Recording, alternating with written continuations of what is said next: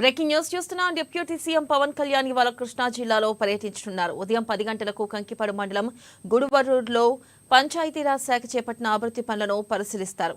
ఇక అనంతరం గుడివాడ మండలంలోని మల్లయ్యపాలెంలో రక్షిత తాగునీటి పథకానికి సంబంధించిన కార్యక్రమాల గురించి అధికారులతో చర్చిస్తారు.